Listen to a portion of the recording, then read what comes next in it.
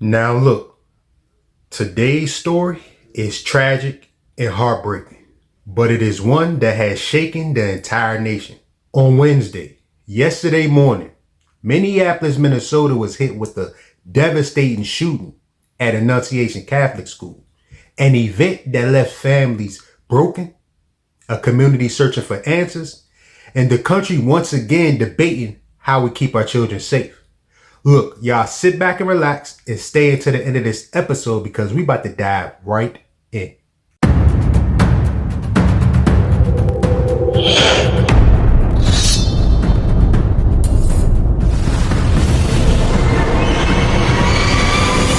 Welcome back to another episode of Eyes Low, Belly Full. As y'all know, this marks episode 130. Now, Annunciation Catholic School is a small pre-K through 8th grade school in South Minneapolis. It's a place where parents send their kids expecting safety, normalcy, and community. But during a morning church mass, tragedy struck. And the shooter, later identified as 23-year-old Robin Westman, he opened fire through the stained glass windows. And witnesses say that the chaos only lasted minutes. But in that short span, 2 children just 8 and 10 years old lost their lives. And 17 others, including 14 more kids, were injured. And some of them still remain in critical condition. Now, police did rush to the scene, but ultimately, Westman took his own life, leaving more questions than answers. And what makes this more disturbing is what investigators uncovered afterwards. Hours before the shooting, Westman allegedly uploaded a 20-minute YouTube video showing a journal of all his violent fantasies and admiration for past mass shooters. Now, the writings inside the journal suggested a deep obsession with violence, mixed with anger at political figures, and even references to their own family's connection with the church. This man, Robert Westman, had a whole manifesto, y'all. Y'all don't see how dark and demonic this man was? This man once walked that same hall. That same school this man once attended. The very same school that he just unalived 2 children and wounded multiple others. This man went there. Look at this book right here, y'all. He mapped out everything he was finna do. He did this shit like an NBA playbook. He had barricaded the exits and everything. Look at all the stuff he had, fool. Like I said, this man was ready for war. They said he even got a YouTube video out, y'all, explaining everything he was finna do. Explaining that he like passed other school boom boom booms. This shit is sick. And like I said, y'all, he's the big T word. This shit don't give y'all chills just knowing somebody sick in a mind like this plotted this shit for years. They even said his mom worked at the school too. This is allegedly a letter he wrote to his friends and family.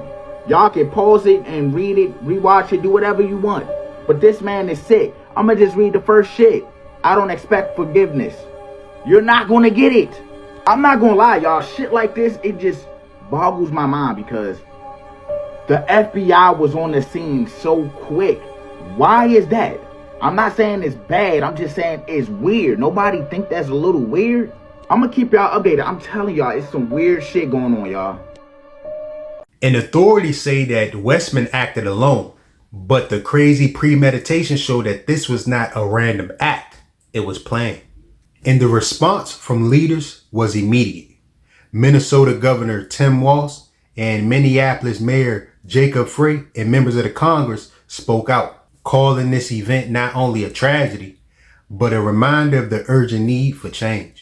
And it's my strongest desire that no state, no community, no school ever experiences a day like this. Minnesotans will not step away.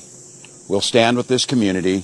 We'll redouble ourselves to do the best we can to understand what we can do to prevent any parent from having to receive the calls they received today, from any school dedicated to children having to respond to a situation that, as we said, is unthinkable, but that's all too common, not just in Minnesota, but across this country. It's Minnesota's day to day. Now, parents, teachers, and community members gather for vigils, candle lightings, prayers, just holding each other close. And the message repeated across the city was simple. Children should never fear going to school or church. And this shooting didn't just happen in isolation. In fact, Minneapolis saw multiple daily shootings within just 24 hours of this incident. And that's crazy, son. And nationally, as of August 2025, there has already been more than 30 school shootings this year. And it's part of a growing crisis, which forces us to ask, what more can be done to protect communities and identify threats earlier? Or how can, people be supported mentally, before they, turn to violence? Now, I do give my condolences to the families of the victims, and I definitely wish a speedy recovery for the individuals who did get injured in this incident. And I want to hear what y'all think about this situation.